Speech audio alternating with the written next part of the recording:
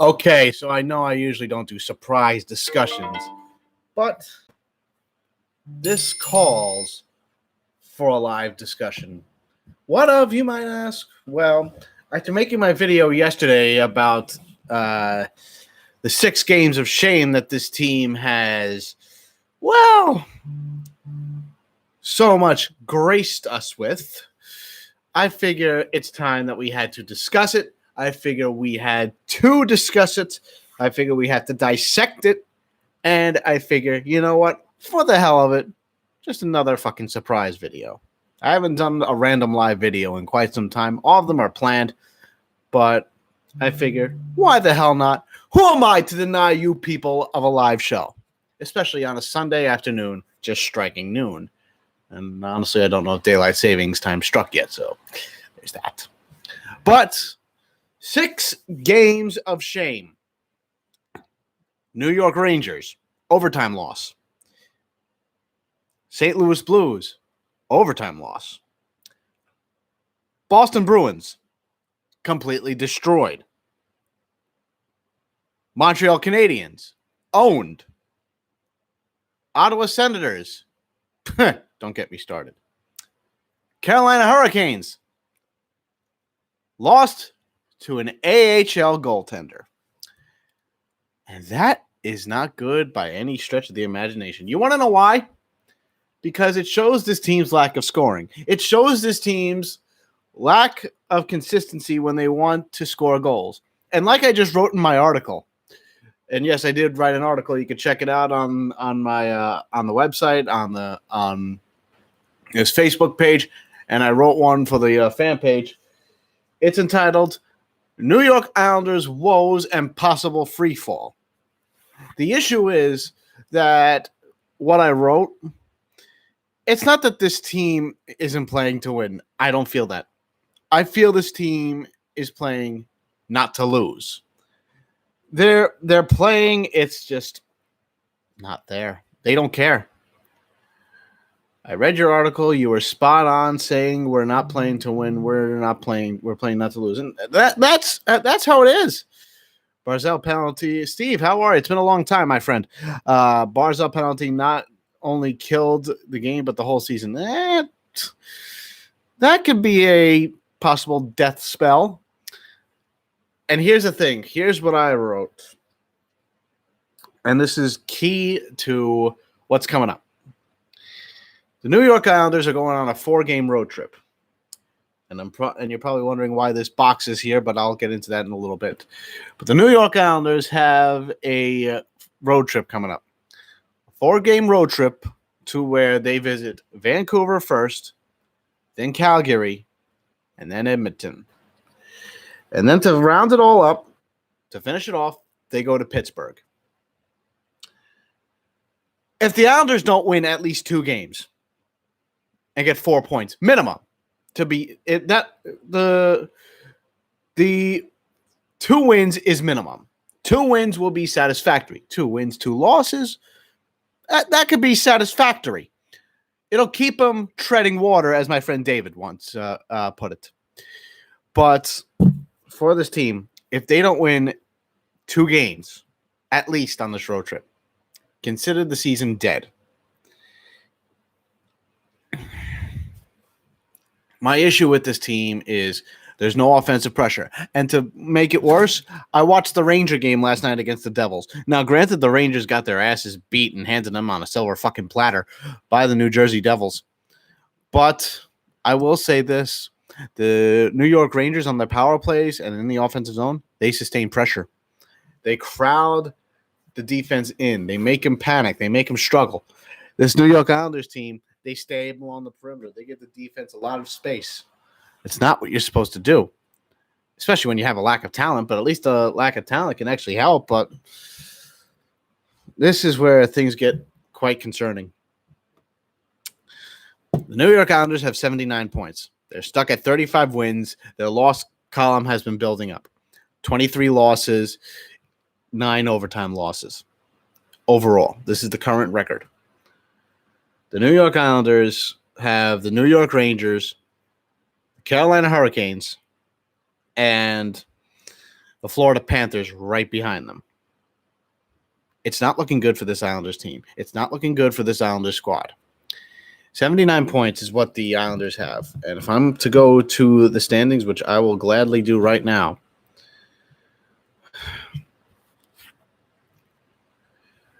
it's very depressing to see. The New York Islanders have 79 points, which is good. That's a good spot right there, 79 points. You would think that would be good.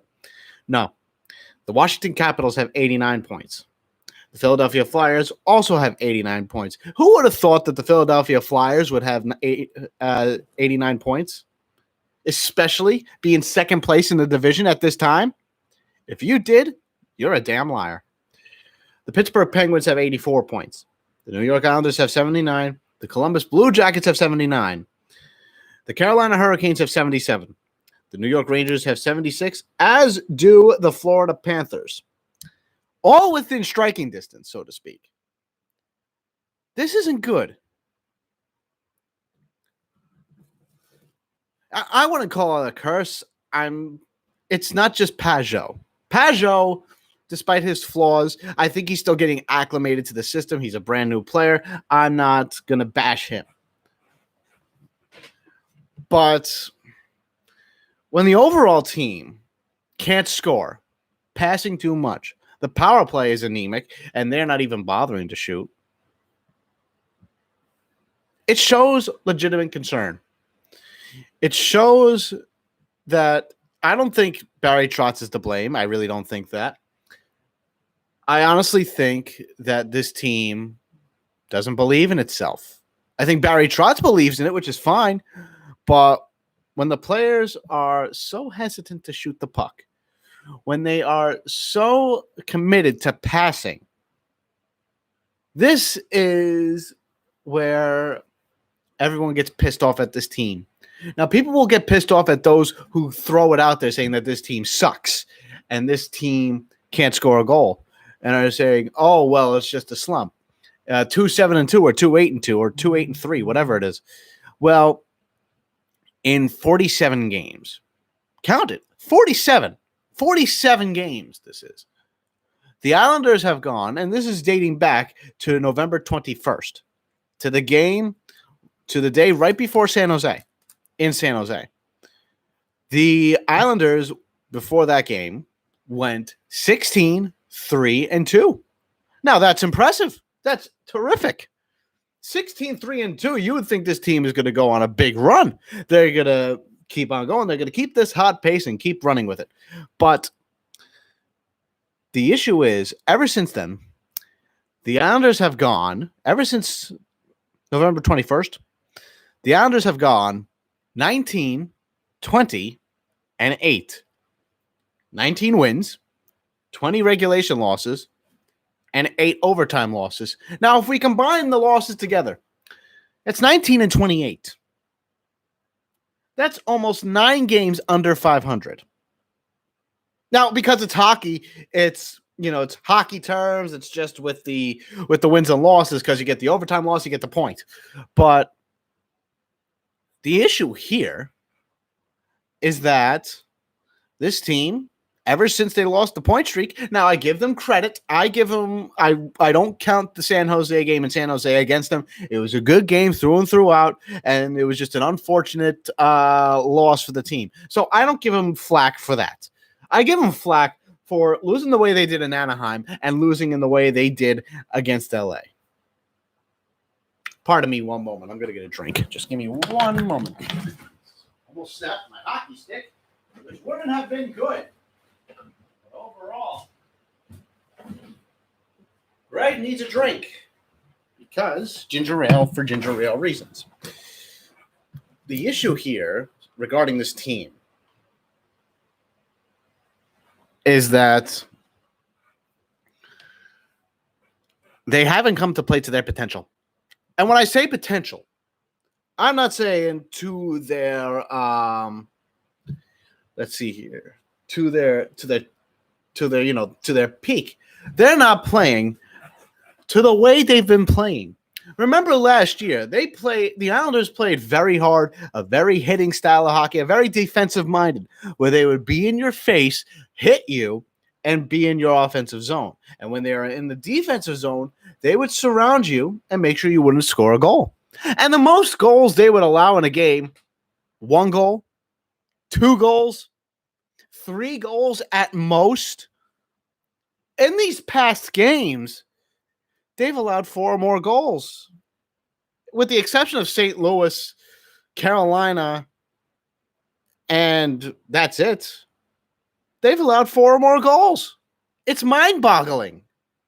I honestly don't know what the hell to tell you. I don't think this is a playoff team with the way they've been playing. They shot their load in October and November, and they've been coming crippling down and playing to their talent ever since.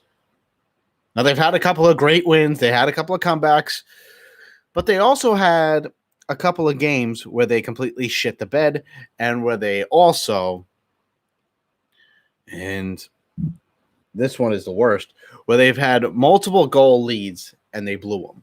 Most notably, the Washington Capitals, where Alex Ovechkin scored his hat trick, if you remember that. That was one of the worst games I've ever watched. Honestly,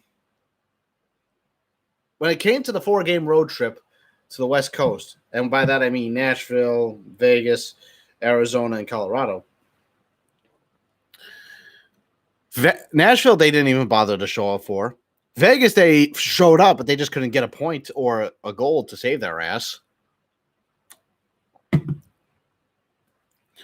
Arizona was an okay game. And Colorado, I didn't think they were winning, especially with the way Colorado had been playing. We play too much in our own zone. We're 30th in offensive zone time. Only Detroit is worse. Do you want to know how I feel, honestly? When I watch an Islander game, and some people have already pointed this out, it's like watching paint dry, or as the late George Carlin would put it, it's like watching flies fuck.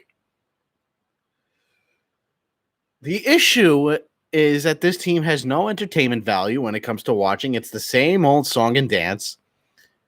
And if I'm to put this bluntly, if I'm to be frank, a Devils Red Wings game is more entertaining and more thrilling than an Islander game.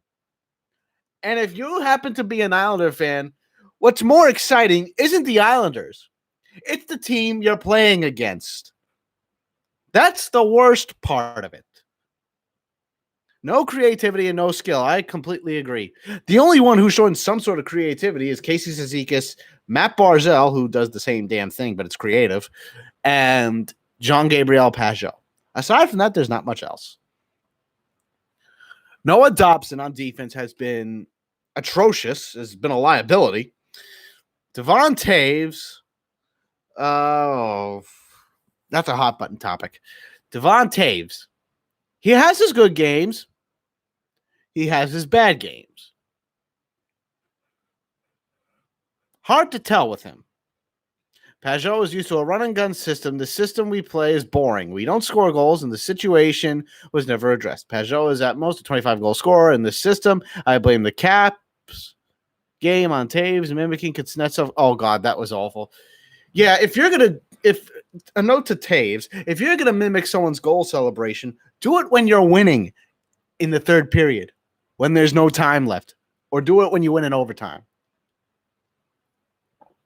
Don't do it when you're up against the division-leading Capitals at the time who are red hot and can score. Stro and Melissa join us. How are you all, guys?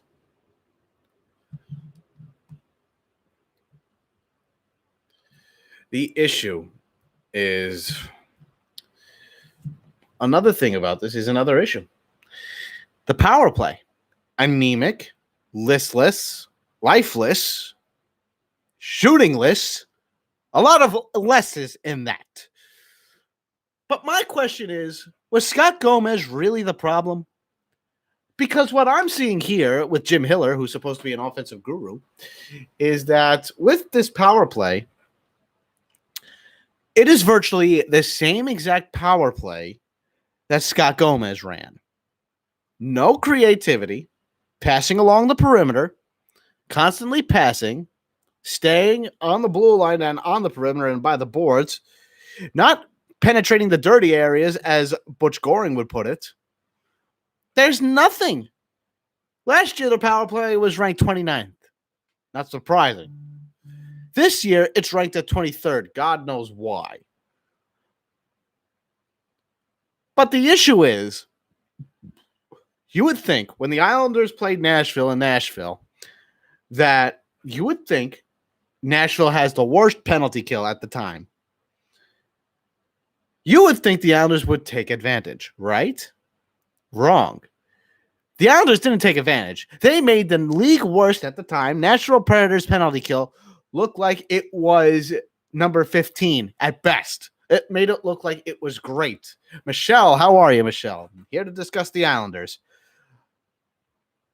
You're right, Stroh. The power play never shoots. And here's the thing. All year long, we've been saying that we don't want to see Ladd in the lineup at all.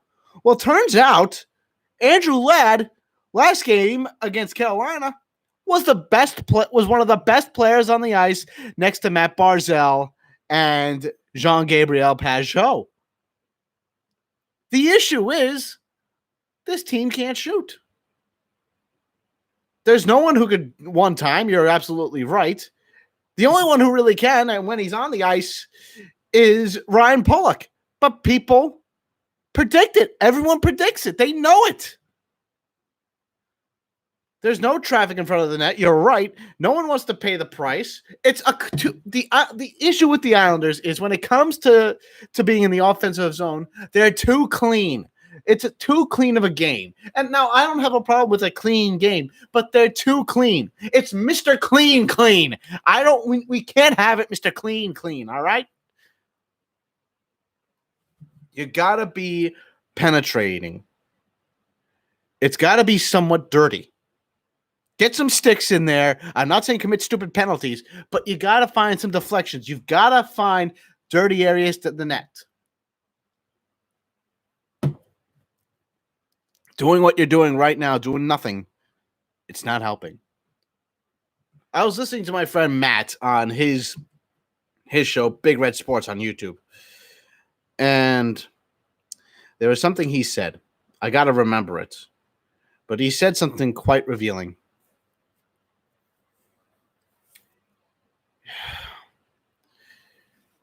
The Islanders don't shoot. They're too lackadaisical. Now I remember what he said. The offense is bad, and I mean bad. It almost borders on mediocre. But if the Islanders' offense was actually mediocre, it would be somewhat decent. This team would be set if the Islanders' offense was just mediocre at best. The way they are, they're terrible.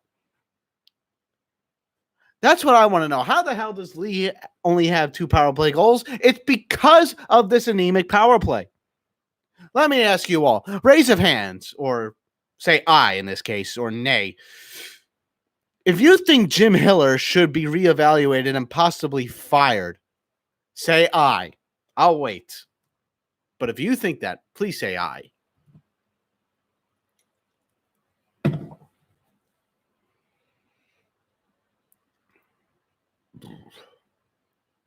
It's either an aye or a nay, people. It's not wait. Kirk, you say aye. Jim Hiller, do you think he should be really reevaluated and fired, or should he stay on for another year?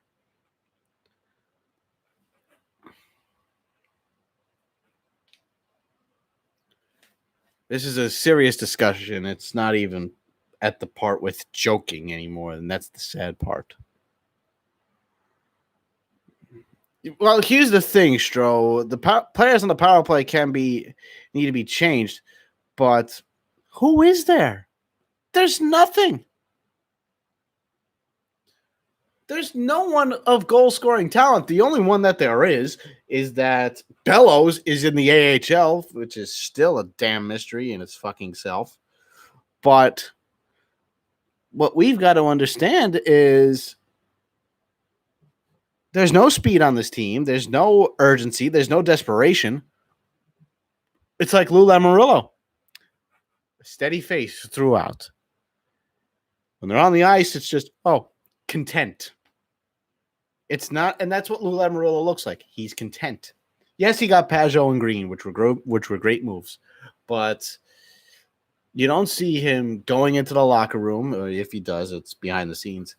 But a friend of mine, here's the thing.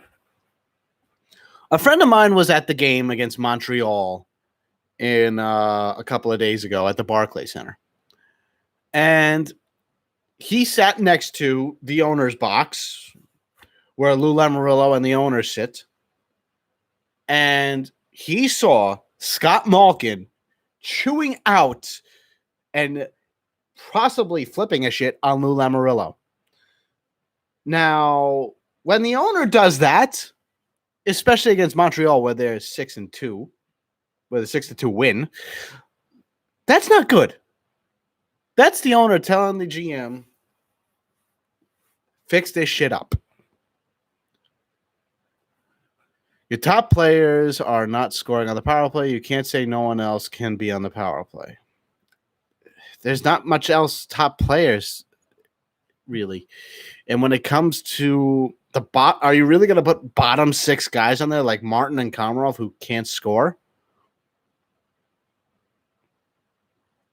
Listen, I've talked to this friend for quite a while. He's goes to some Islander games, doesn't go to all, but for this particular game, he happened to sit there and I think he looked over or whatnot. I don't remember what he said exactly, but he was right there and he saw Scott Malkin chewing out Lamoriello's ear.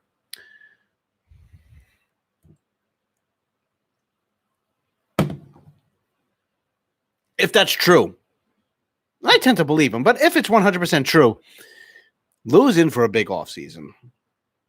He has to have a big offseason. Now, I'm not saying trade everybody under the sun. I'm not saying go out there and get the coveted free agent of the offseason. I'm saying trade away some guys for cap space. Trade away some guys to bring in some help.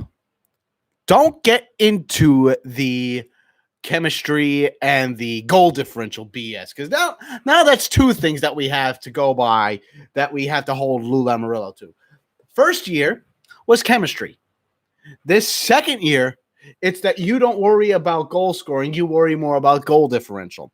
Well, here's the thing. In the playoff race, as of right now, in terms of goal differential, the New York Islanders are second to last.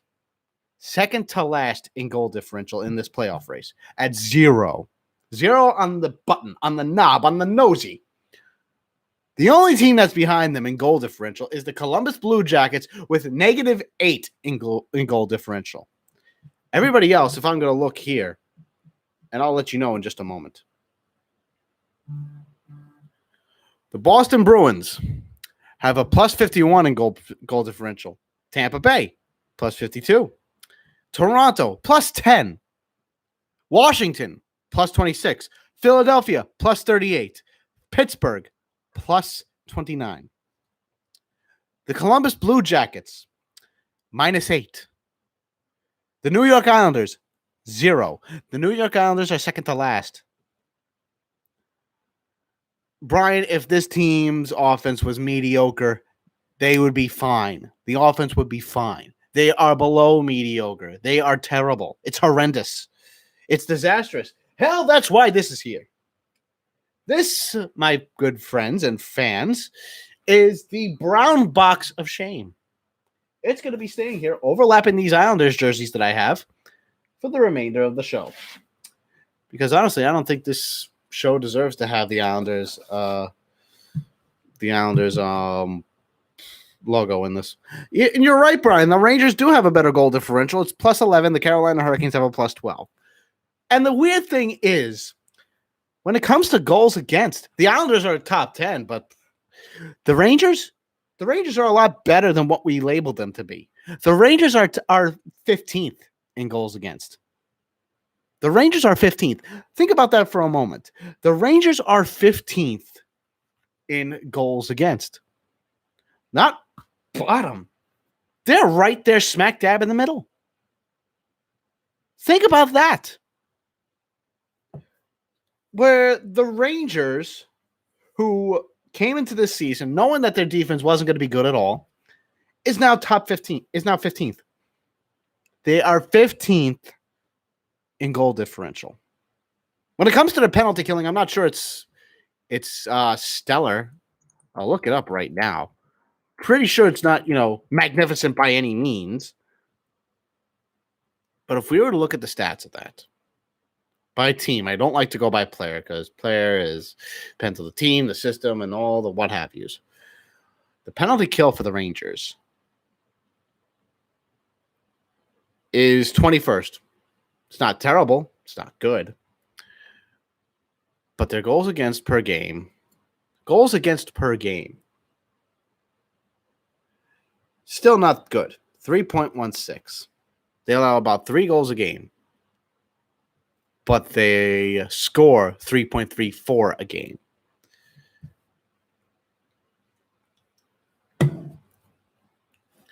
You want to throw the bus at Panarin all you want for not coming here. Why? Put it this way. From what was rumored in other articles, Lou Lamoriello doesn't have a good sales pitch and is not good with negotiating. So it's possible that he gave Panarin an offer, but he didn't like the sales pitch. He didn't like what Lamoriello was selling. At least with the Rangers, what does he get with the Rangers? He gets MSG, the world's most famous arena, one of the most famous recognized teams around the world and around the league. National television coverage virtually every week, if not every other week or so. Original 6 games. You get a lot of views with that. And on an offensive strong team like the Rangers, you can score a lot of goals.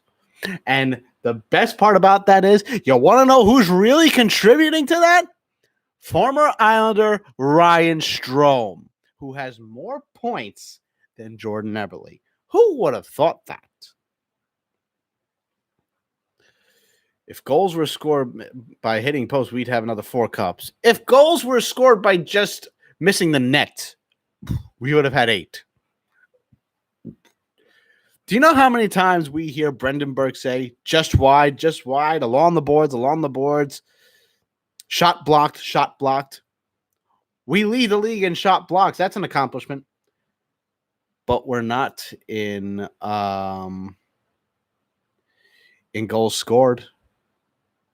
How many times we hear, he scores, and that's not for the other team, for the Islanders. How many times do we hear the opposing the opposing team's goal horn go off when we're on the road? Too much. I've heard comments of, well, as long as we have one more goal than the opposition, we'll be fine. Well, if that were the case, we'd be winning. But so far, the Islanders in this regard are not. They don't get that one more goal. They don't get the goals that they need. They don't get a lot. Don't even think about blaming the refs, because it's not even the refs at this point. It's the team. The team isn't good.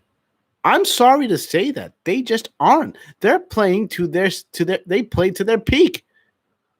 They shut their load already. I'm sorry to say that, but they have.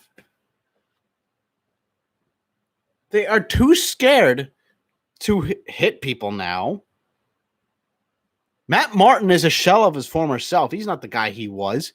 Leo Komarov is trying to become Matt Martin by trying to talk shit and trying to start things. Hey, Leo, leave that to Ross Johnston, all right?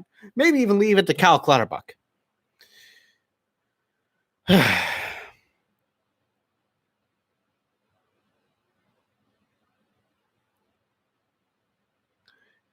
Look, you want to blame the refs?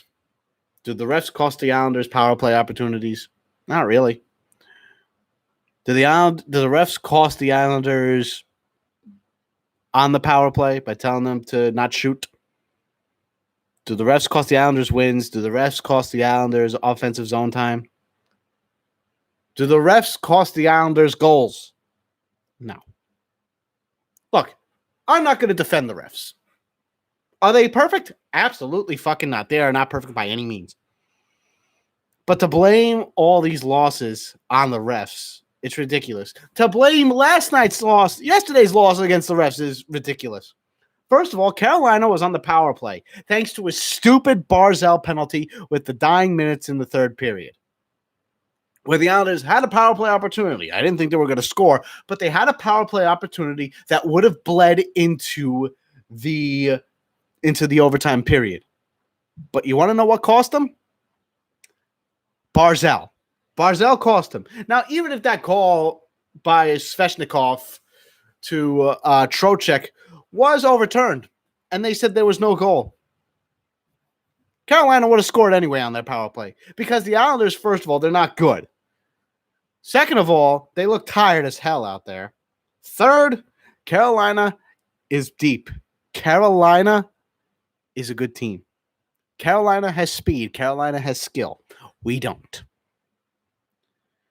And the fact that Barzell was in the penalty box, we just lost the only speed that we basically had on offense because of a stupid penalty, a 4-minute minor, mind you, made Jordan Staal bleed. I was pissed that it was a no call or that it didn't go in our way. But you know what? You still took a stupid penalty to begin with that would put Carolina on the power play 4-on-3. How do you think that looks? They had two. You're right, Brian. They had 2 minutes. The Islanders, had Barzell not taken that penalty, would have had at least a couple of seconds left of a 4-on-3 in overtime. Maybe about, let's say, a minute to 45 seconds. But guess what? Barzell commits a stupid penalty. Even Butch Goring pointed it out. Careless, needless penalty. Undisciplined is what I say. Barzell, when under pressure, commits stupid penalties. That's just the way it is. That's how it is. Sorry if I'm hurting people's feelings out there, but that's just how it is. Which now results in them only getting 3 points in 6 games and still losing. Last night, we should have crushed them. It should have never went to overtime. We lost to an AHL goalie. The bigger insult would have been if it was a Zamboni driver that was in there. That's the worst part. And here's the thing that pisses me off the most about losing to an AHL goaltender. Since this was a call-up that needed to be made because Carolina's goaltenders are hurt, I typically don't mind losing. I really don't. I can handle a loss. But here's the issue. When the goaltending tandem, has only played a grand total before yesterday, 5 NHL games this season. That's depressing. That's where you deserve this brown box of shame. When it comes to that, you lose to a goaltending tandem that has only 5 NHL games in the season. That's bad. Alex Nedeljkovic I think is his name, was the backup for that day. He was the backup. Looked very cozy, very comfortable. Anton Forsberg was on the Blackhawks last year, and I think the year before as well. And guess what?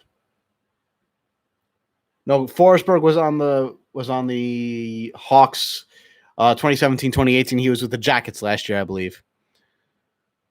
We made Forsberg look like Cam Ward in his prime. We make every goaltender look like they're in their prime.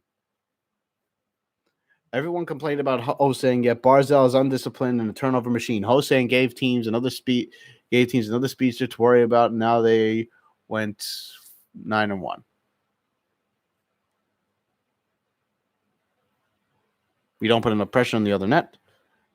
Barzell. Well, that's another. There's a big issue. It's the offense. I'm not so concerned with the defense, but here's the thing. I'm almost done with seeing Dobson and Taves on the ice. Too inconsistent. Granted, Taves have had a Taves has had a good couple of games, but I'm almost tired of seeing him. I don't understand why they don't scratch Aho and put Hickey in. Hickey at least can play some good defense. He can be a good veteran out there. In this case, I won't mind a veteran. You have to pepper an AHL goalie. You have to. And he hasn't done that. And when it comes to that, what are you going to expect? You're going to expect to lose to another team. The Vancouver Canucks are a good team. Like I said, and I just said this, the Vancouver Canucks have a very good team. And their goaltender, Jacob Markstrom, is out with an injury. So guess who's playing? The backup, Thatcher Demko. The Vancouver Canucks right now are in a wild card spot. They're playing well. They acquired the guy I wanted, Tyler Toffoli. May have overpaid, but I wanted him.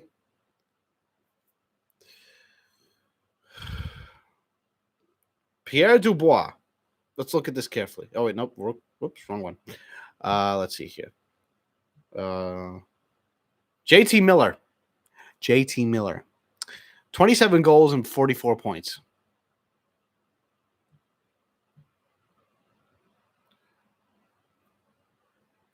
Pettersson, 26 goals. Toffoli, 23 goals. Horvat, 21 goals. Pearson, 21 goals.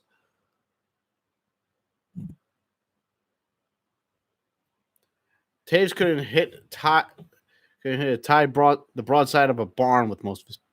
Well, you're right on that. And I know a bunch of people who are Taves fanatics. Vancouver has a very deep team. Calgary, let's look at them.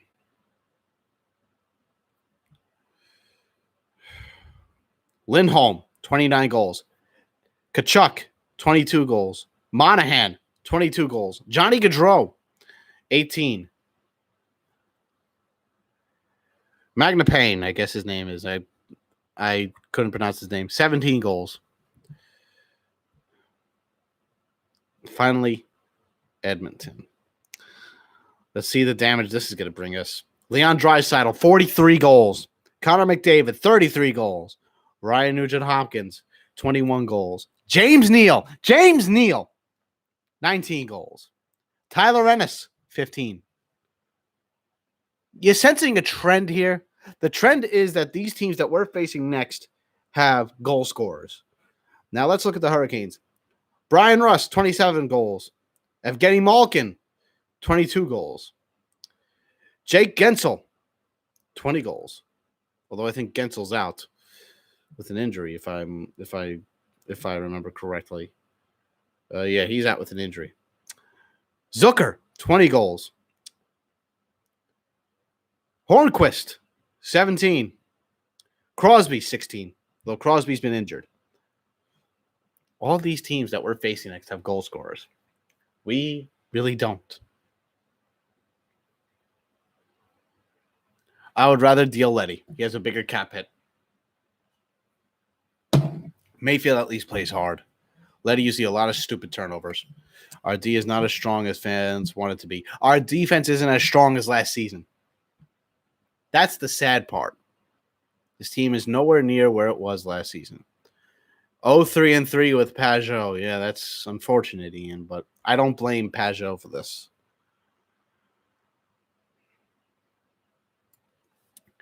The issue with this team is that they just don't care. It looks like they don't care. It looks like they simply don't give a fuck. The issue with this team is that they just don't care. It looks like they don't care. It looks like they simply don't give a fuck. And get backwards better in the offseason and put him on D. Here's my issue. Matt Martin isn't coming back next year, nor should he. Play Johnston more. How you get a guy to play better? Play him more. Give him more ice time. That way he can improve his game. I said in the offseason, and I discussed this with Paul, who just joined us on his show, Isles and Things, I believe it's called. We discussed where the Islanders would be. I said, and they're looking like it right now, that they would be a wild card team, believe it or not. I said they would be a wild card team. So far, I'm looking like I'm right. I said they would be a wild card team.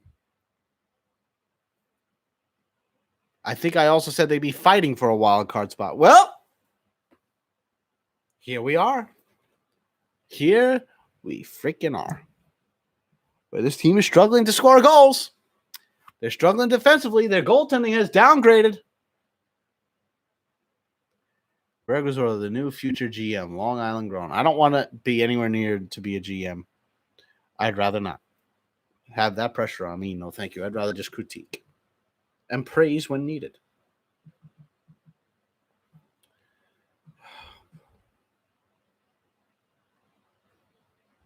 I put it this way: watching a Ranger game is more entertaining.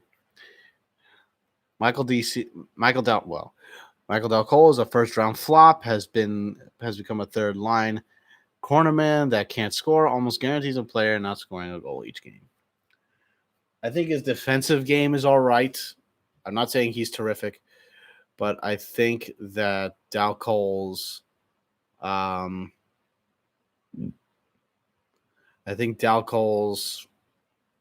defensive game has stepped up.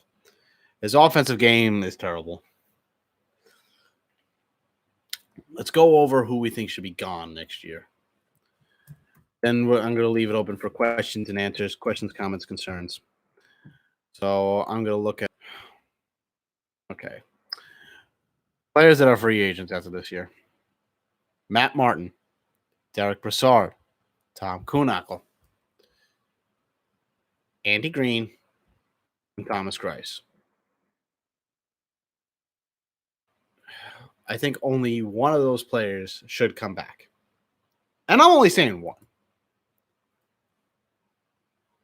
Out of all those players I just mentioned, only one player should come back. One. You want to know who that is? Andy Green. Out of all the players, Andy Green should be the only one who comes back.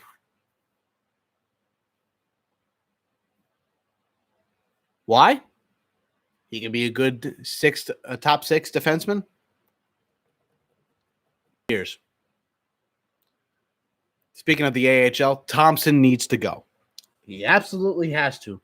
He has not developed a top six forward in his tenure. If you want to count Nelson, fine. But who has he developed? Blame Snow all you want on, oh, well, no one drafted it. He didn't draft any goal scorers or any team hasn't. I have no idea why Thompson was retained. Some people say that he's Chris Lamoriello's buddy, Lou Lamoriello's son. Well, if that's the case, then the Yacht Club still exists with this team.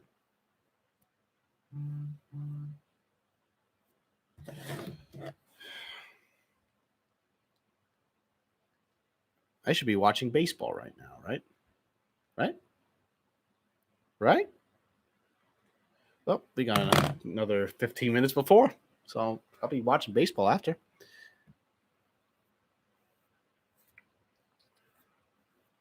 Fourth line, our Grease man line. We need them back. Cizikas, where art thou? Cizikas is hurt, but from what I'm hearing and what I read, Cizikas is coming on the road trip, which is good.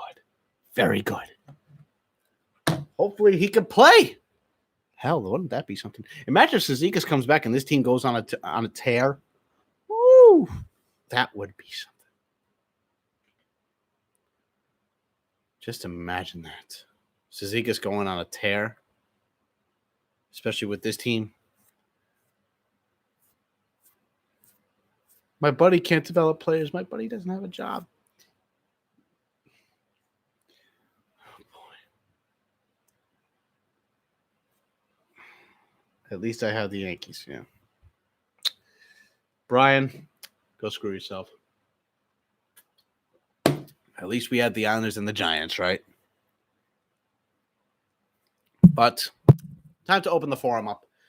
Give me your questions, your comments, your concerns for the next 15 minutes. Ask anything. Anything you want.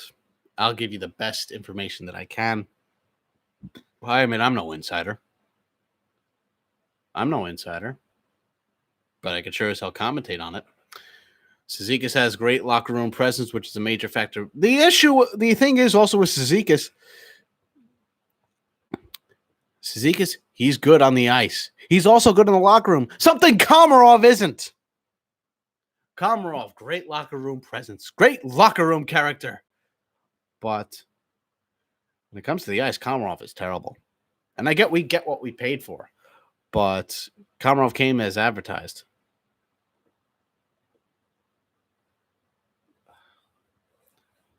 Penalties, I'm seeing a lot of stupidity, a lot of turnovers from him.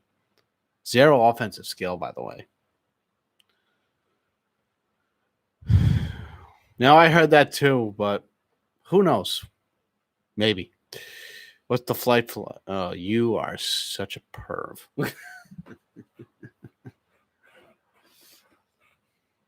Komarov is a stiff. Something else is a stiff, too. This team is a stiff. Let's put it like that. They miss Casey Cizikas so goddamn badly. It's not even funny. It is so sad that this team once went from a guaranteed playoff spot, not to almost losing it.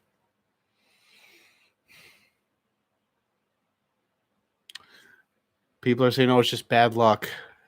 It's not bad luck. It's bad team. Look at the record. Well, the record's fine. It's that the loss column and the overtime loss column are piling up, and the wins are staying at that. 12 wins over 500. 12, if we count a win-loss. 12 games over 500, I should say. 35 wins, 23 losses. 12. Now, you tell me, is that good for a Trotz and Lamoriello team? Well, that's thankful, yes. And I agree, they have to embrace youth, or at the very least, if this team doesn't embrace the youth, at least they have to get goal scoring. NHL 19, come now. You got to do NHL 2020. Come on. You're falling behind, man. You're falling way behind, Kirk. It's got to be 2020. Stick with the times. If the Islanders don't embrace youth, but they get goal scoring in free agents or trades, that's fine. David, you're late as hell. We already covered goal differential. We already covered that topic. You are late as hell. You, sir, are late. Very, very late. You missed a good portion of the show. Some wolf you are. And I'm just kidding when I say that. Way to go, David. Way to go. This show would be Lou Lamoriello failing this team this season. He would have failed epically. And that goal differential comment will be his undoing. A good team has a mixture of youth and vets to guide them. This team has a mixture of vets and vets. We say win now. Well, and we say we're playing for the future. Well, our top three guys, some of our guys that are signed already are already in their 30s. We're already 30. Can't get any more win now than it is now. They are. They are not. They were tight like a family, but no. But if no playoffs this year, must be moves and trades made. Letty and Beauvillier for Nylander. Woo! Oh, that's 6.962. But we would have him for a long term. 23 years old, too.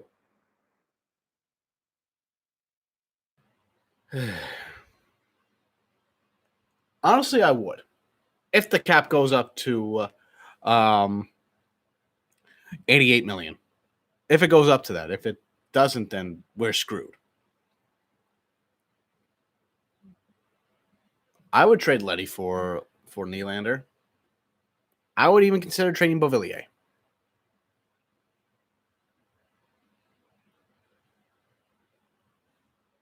is short of Islander. I don't think I get what you mean by that.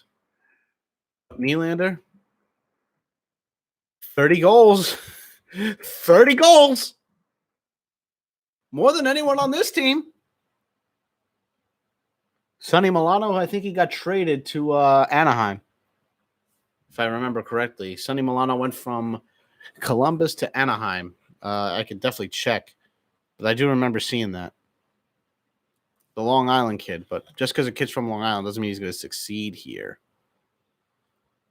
Sonny Milano went to the Ducks. And he doesn't have many. He's got 15 goals in the season. It's not bad.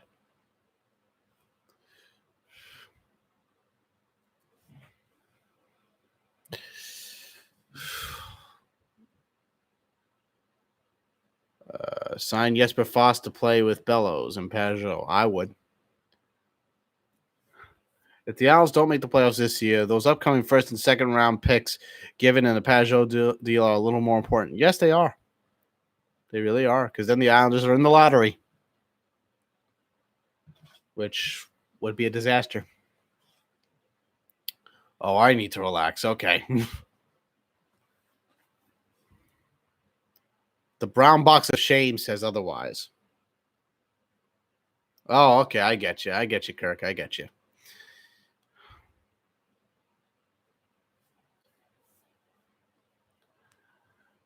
Any other questions, comments, concerns, or anything else in between?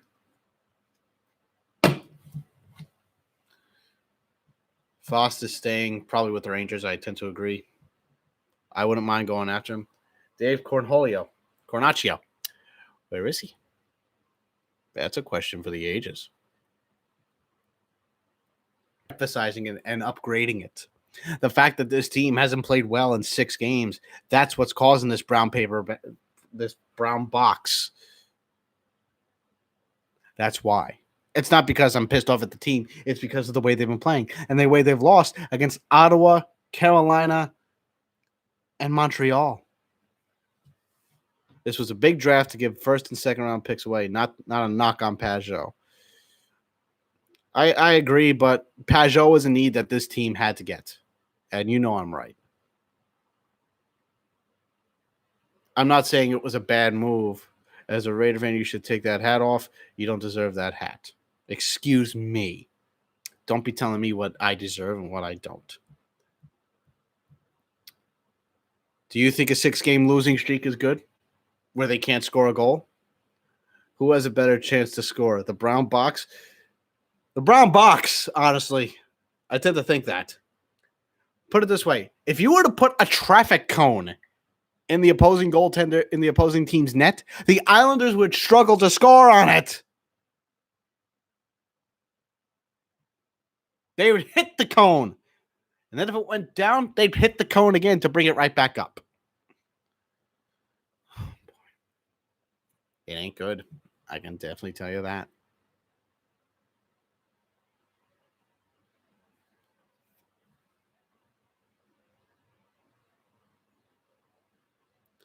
Frank, I tend to agree with you to a point, but Lou kind of threw that in that monkey wrench when he made the acquisition for Pajot.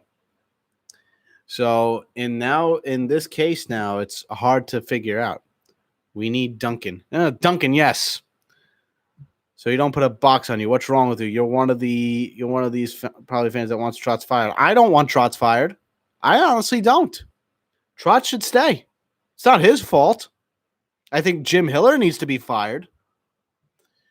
Prediction on the road trip. Oh, that's a tough one. Honestly, I don't know. I want to give this team a win, but I just can't. Wow. Vancouver. I could see a loss. You know what, though? I'll give him an overtime loss. 7. Calgary, I don't see them winning. 8. Edmonton, I honestly don't. 9. Pittsburgh, I could see a win. But do we really? All right, so you know what? I'm going to change it up. Vancouver and Calgary. I'll give them overtime losses. Overtime losses for Vancouver and Calgary. Edmonton's a loss. Pittsburgh, if we're able to throw them off, a win. So that'll be 9 games that this team will lose. Isles fans need to calm down. Still in the playoffs. Barely. The Rangers are 3 points behind us, and the Carolina Hurricanes are 2. That's not good. I'd love to see the opposition play with 6 attackers all game. Their goaltender is more of a threat to score a goal. The opposing goaltenders of any team are more of a threat to score goals than the New York Islanders.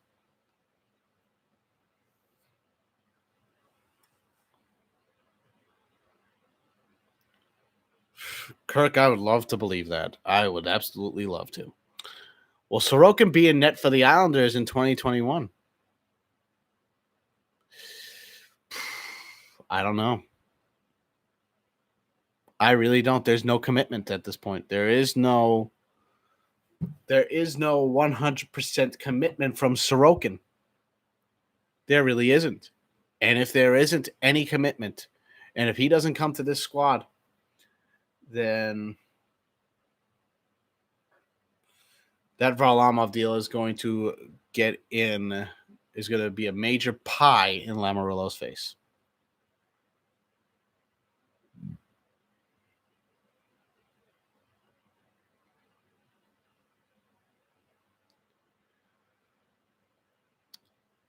The issue is here, James, is that the way this team is playing, they don't play well. You want to call it a bullshit call all you want? Fine. But the issue is the Islanders weren't scoring on that power play. It was a stupid penalty. Carolina was on the power play. They were pressuring. The Canes would have won either way. I predict a controversial call in Calgary where the deflection goes off a ref skate as he was kicking it because of stop. Were the Wolves right earlier in the season when they warned the sheep of a collapse? You guys, the Wolves were right, and I'm partially a wolf, so in that case, the Wolves were right.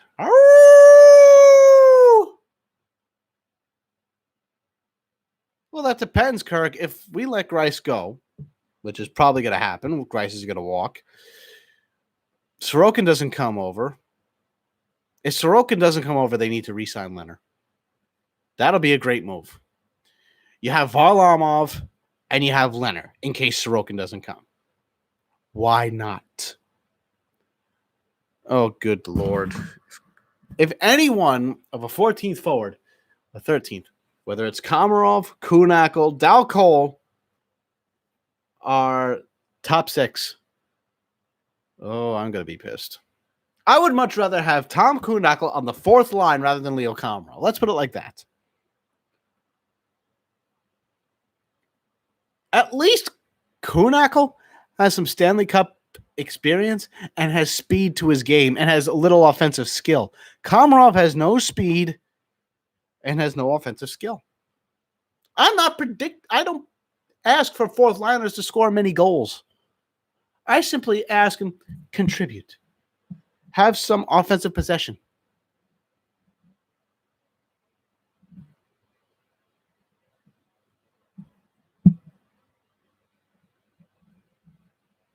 Three teams. Oh, okay, I get it. 2 years. Last year, this year. Islanders, Hawks, Vegas. Greiss should have been traded, but since he wasn't, his right should be traded for hopefully a 2nd and 3rd rounder or whatever they can get. Here's the issue. If Greiss was traded, who are we going to trust? Christopher Gibson? Really? We're going to put our faith in Christopher Gibson? I'm not. He fits the 4th line well since injuries happened, yes. Thoughts on Eberle's season? And this is the last question. Eberle has been a disappointment so far this season. However, I've discussed this with some people, and we all came to an agreement. If Jordan Eberle hits 20 goals, minimum, 20 goals, he will have honored his contract. If he does not hit 20 goals at the end of the season, 19 or less, anything less than 20 goals is a failure for Jordan Eberle, especially for the role he's playing on a top six role.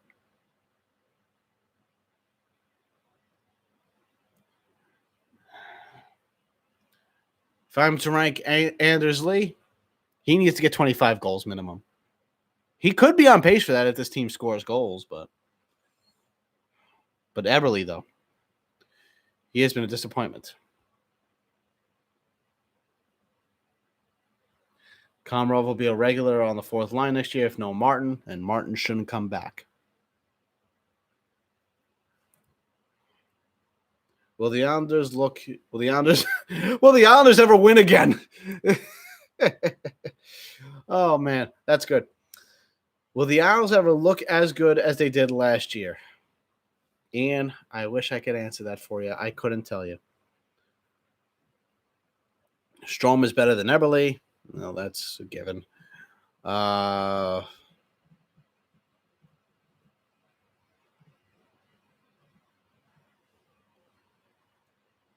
out to Isles Misery Rated R. Yes, join that group.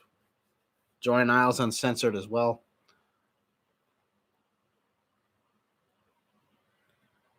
We're not saying. Here's the thing, Stro. We're not saying he's a 40-goal scorer. We're not saying that at all.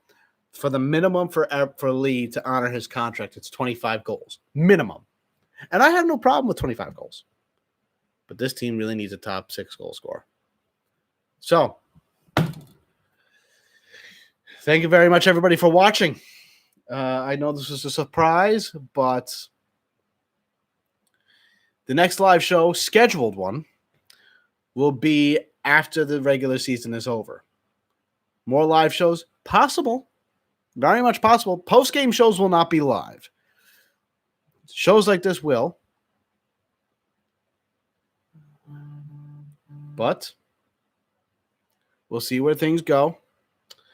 If anything happens, I'll be on here. And we'll see where things go from here. So like I said, the next live show is going to be on after the season is over.